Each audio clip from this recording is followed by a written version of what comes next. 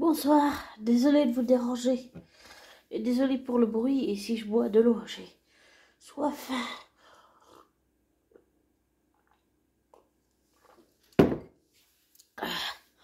Comment vous allez?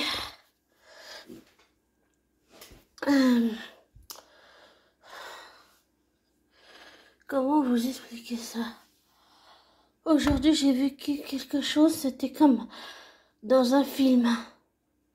Dans une série télé ou dans un film. C'était... Mais dans la vraie vie. Et...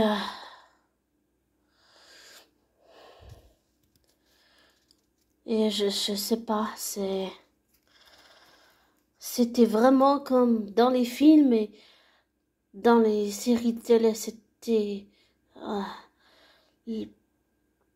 dans la vraie vie, là, c'était maintenant ce que je viens de vivre dans la vraie vie, c'était comme dans les films et les séries télé, mais dans la vraie vie. Et c'était dingue, c'était complètement dingue. J'ai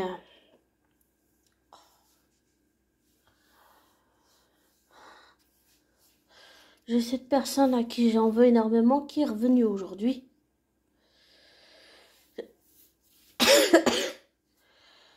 Et je lui ai ouvert ma porte, on a fini par se détendre un peu, mais elle a fait, pardon, elle a fait une crise psychotique, alors elle est partie dans un endroit spécialisé pour demander de l'aide. Donc elle est plus là, mais c'était vraiment comme dans un film et les séries télé. C'était vraiment un truc de dingue. Et après que j'ai accompagné cette personne un petit bout, parce qu'elle était un peu pressée, je suis remontée. J'ai croisé la route d'un père de famille qui était tout seul avec son vélo. Et il avait bu. Et j'avais peur pour lui. Et ça m'a rappelé que j'ai un oncle qui est décédé de problèmes d'alcool. Pardon. Pour la tousse et les restes de la saloperie du Covid.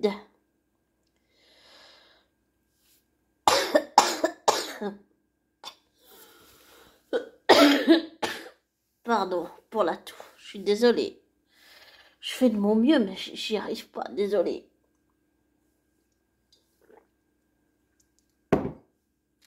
J'ai bu de l'eau gazeuse. Désolée. Et ça s'est déroulé comme dans les films et les séries télé, ce que je viens de vivre tout à l'heure. Et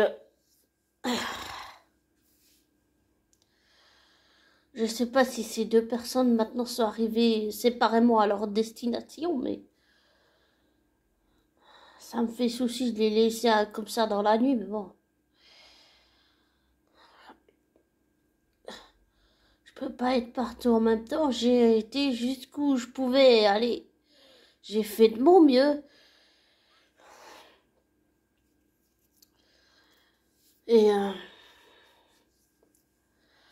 Et après, j'ai parlé un petit peu avec le père de famille quand je suis remontée là. Et il m'a dit de faire attention, de ne pas rester comme ça tout seul dans la nuit. Et je lui ai dit, est-ce que vous avez des amis? Il m'a dit oui. J'ai dit, alors, c'est ce que je viens de faire là. Que j'ai répondu présent pour une, une personne que je connais. Et il m'a dit que c'était cool, c'était bien. Et après, je lui ai dit je lui demandais s'il avait pas bu ou un truc comme ça, ce qui me semblait un peu saoul. Et après, je lui ai dit que je parlais un petit peu de mon oncle. Et je lui ai dit pour mon oncle. Et je lui ai dit reprenez-vous en main. Mais lui, il m'a dit, non, me dites pas ça, mais Enfin, c'était pas vraiment ça qu'il a dit ça comme ça, mais il l'a pas dit comme ça.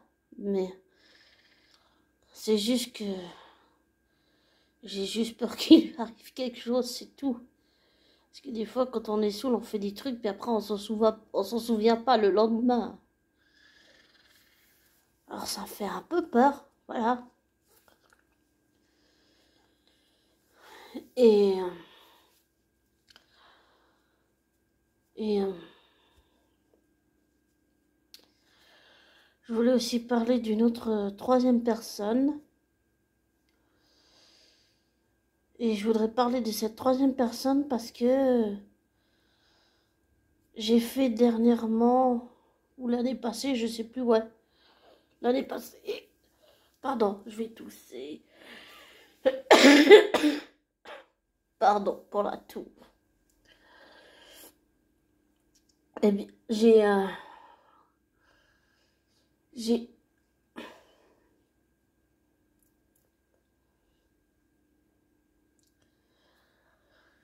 fait un rêve à propos de cette personne et ça me perturbe beaucoup. Mais ces trois personnes ne se connaissent pas dans la vraie vie. Et j'arrive pas à comprendre. Je sais pas si vous êtes ouvert à ça, mais on va dire que j'arrive pas à comprendre le lien énergétique qui peut mener à cette personne, à cette troisième personne. Et à chaque fois, ça fait comme avec ma flamme jumelle. À chaque fois que j'essaye de repousser cette personne, la vie fait toujours en sorte de me la ramener dans ma vie. À chaque fois que j'essaie de m'écarter, d'oublier cette personne qui n'a rien à voir avec ma flamme jumelle, la vie a toujours fait en sorte de me ramener cette personne dans ma vie, alors qu'il ne me connaît pas et que je ne le connais pas dans la vraie vie. C'est ça qui est complètement dingue. Et complètement fou. C'est vraiment dingue tout ça.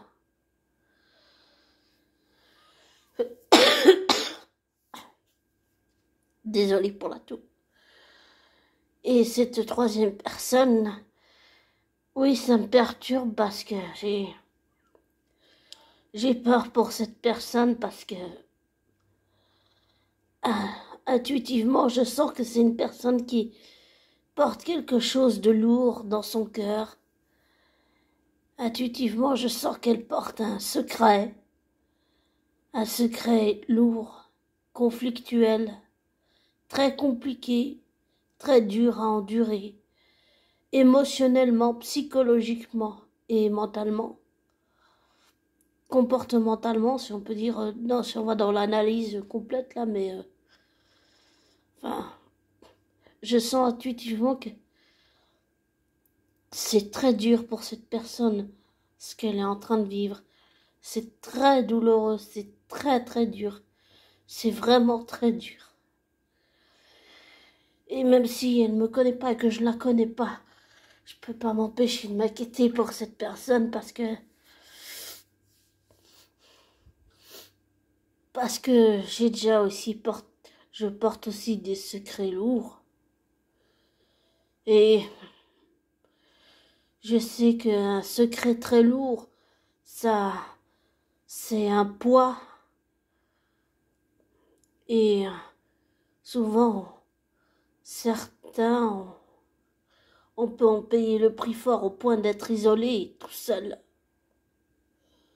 Ou de repousser toutes les personnes qui nous aiment. Ou de s'isoler tout seul.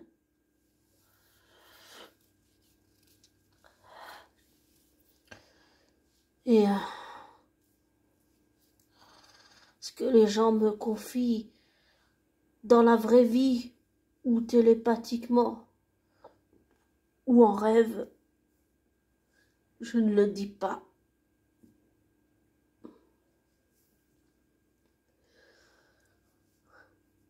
Mais pour pour porter des secrets de famille par expérience personnelle et intime dans la vraie vie.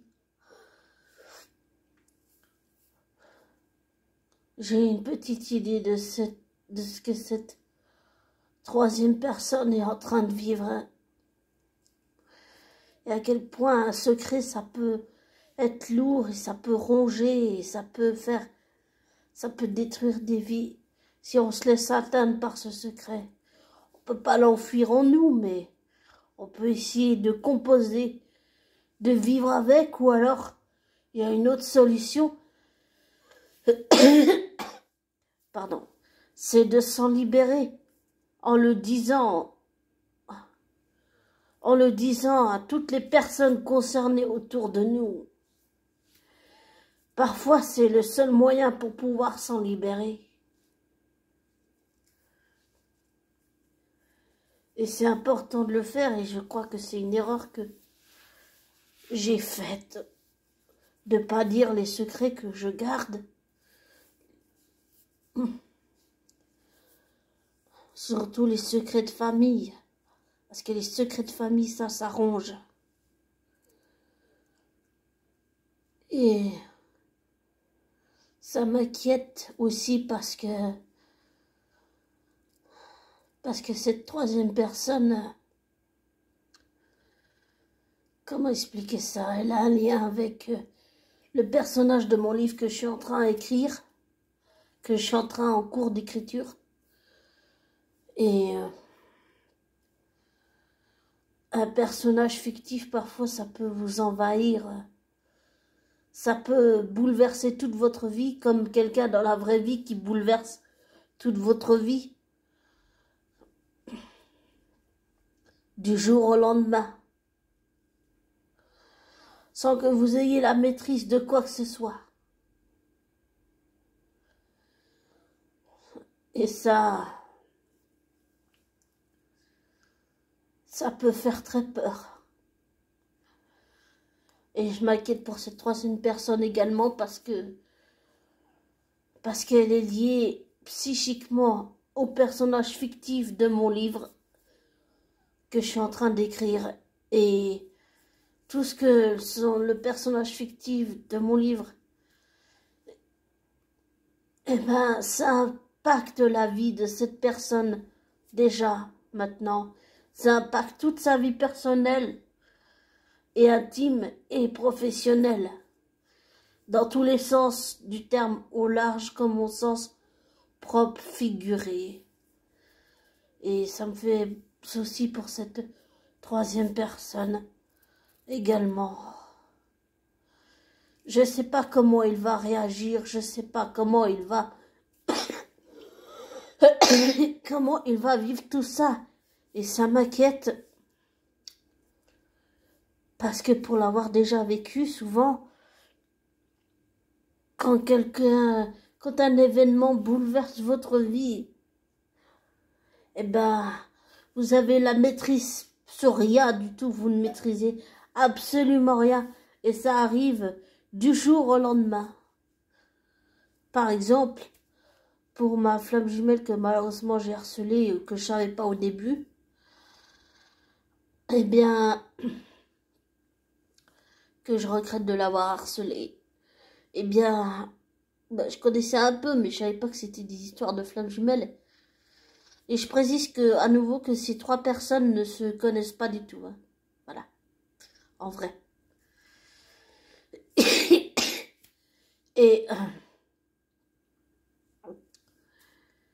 Et quand cette histoire de flammes jumelles est arrivée, que j'ai compris tout, que j'ai réussi à arrêter d'harceler ma flamme jumelle, que les pièces du puzzle se sont mises en place, que j'ai compris toutes les choses que je comprenais pas, et ben en fait ça a mis longtemps parce que au début quand ça vous arrive, vous ne comprenez rien, vous comprenez absolument rien, vous avez aucune maîtrise de ce qui se passe dans votre vie, vous ne maîtrisez rien du tout, mais absolument rien du tout, et vous vous sentez perdu, voilà. Et ça m'inquiète également pour cette troisième personne parce que psychiquement, même si elle ne se rend pas compte, elle est liée au personnage de mon livre et ça m'inquiète de savoir comment il va vivre ça. Parce que je pense que c'est quelqu'un qui n'a pas demandé à vivre ce genre d'expérience dans la vraie vie. Et ça m'inquiète parce que ça va chambouler sa vie du jour au lendemain, qu'il va rien maîtriser. Et que ça va impacter, comme j'ai dit, sa vie personnelle, intime, professionnelle, dans tous les sens du terme, comme au propre sens figuré, comme au large sens figuré. Et j'essaye de pas y penser, mais oui, ça me fait souci.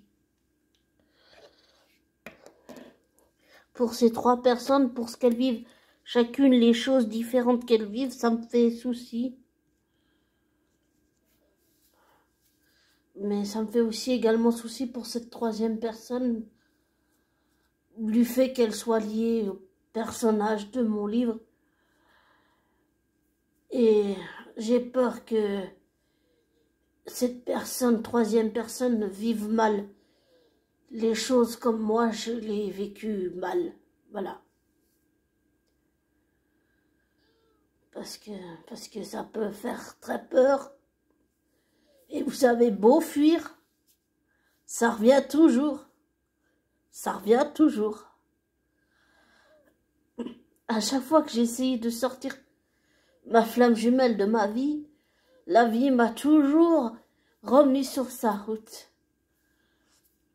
Et la troisième personne dont je parle, eh bien, à chaque fois que j'ai essayé de la sortir de ma vie, la vie a toujours fait en sorte de me ramener sur sa route. Tout ce que je peux donner comme indice, c'est que c'est une personne connue, c'est tout. Voilà. Et que c'est un acteur anglais. C'est tout ce que je peux donner comme indice, rien d'autre. Et c'est tout. Mais je sais pas si vous croyez à toutes ces choses, mais pour le vivre dans la vraie vie, parfois là, on se dit toujours que c'est le fruit de notre imagination, mais parfois la fiction rejoint la réalité. Voilà. Désolée pour ma voix nasillarde, mais j'ai le nez qui coule, je tousse beaucoup. Et avec cette saloperie de Covid, je respire comme une grand-mère. Donc désolée, voilà pour la toux. Je fais de mon mieux. Et pour en revenir à tout ce que je viens de dire là, ben c'est tous ces événements là, c'est perturbant. Mais même si j'en parle avec la psy, je sens que j'ai beau essayer de trouver des solutions rationnelles, ça ne marche pas. Ça ne marche pas.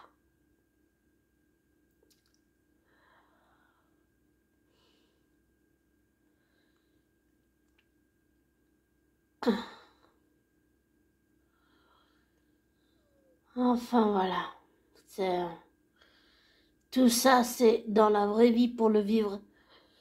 Tout ce que je viens de vous décrire, c'est vraiment un truc de dingue. C'est de la dinguerie tout ça. Ces trois événements-là, c'est de la dinguerie. C'est de la folie. C'est la fiction rejoint la réalité dans la vraie vie. Voilà.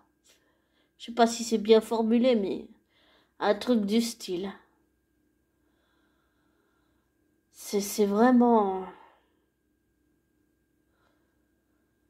Oh, des fois j'ai l'impression que ça me dépasse aussi un peu. C'est très impressionnant.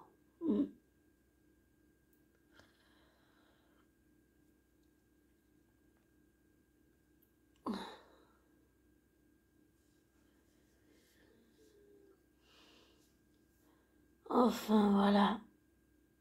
Bon. vais vous laisser. Passez une bonne fin de soirée.